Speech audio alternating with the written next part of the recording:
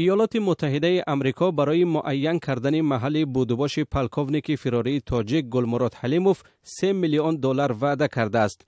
این نکته را روز 30 آگوست کورت رایس، یاور کاتب دولتی آمریکا، عاید به تحلیل تهدیدها در یک نشست مطبوعاتی تلفنی با خبرنگاران آسیای مرکزی بیان کرد.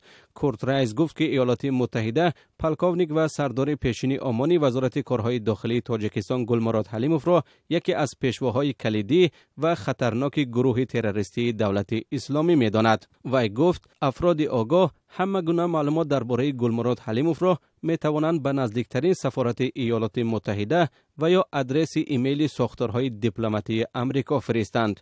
گلمراد حلیموف در ماه اپریل سال 2015 غیب زد و در پایان ماه می از خود در سوریه خبر داد و در یک پیام ویدیویی گفت با نارضایتی از شیوه کار وزارت امور داخلی تاجیکستان در رابطه با نماز و لباس اسلامی و اینچنین تمرین‌های حربیش در روسیه و ایالات متحده آمریکا به دولت اسلامی پیوسته است. او گفت یکی از این مشق‌هایش در ایالت لوئیزیانا برگزار شده است و بعداً وزارت کارهای خارجی آمریکا نیز این ادعای حلیموف را تایید کرده بود.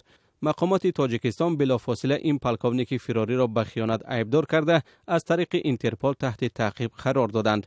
دادستانی کل تاجیکستان در نخستین واکنش رسمی خود در رابطه با دولت اسلامی پیوستن گلمراد حلیموف او را برای خیانت به دولت عیبدار کرد و گفت که علیه او بر اساس 3 ماده کدکس جنایی پرونده باز شده است. مقامات وزارت کارهای داخلی تاجیکستان در ماه ژانویه امسال گفتند که بنا به اطلاع آنها گلمراد حلیموف در جنگ‌های خاورمیانه 2 بار زخمی شده است و بعداً در ماه ایول رمضان رحیمزاده وزیر کارهای داخلی اعلام کرد که کارهای اپراتیوی جستجویی برای بازداشت او ادامه دارد.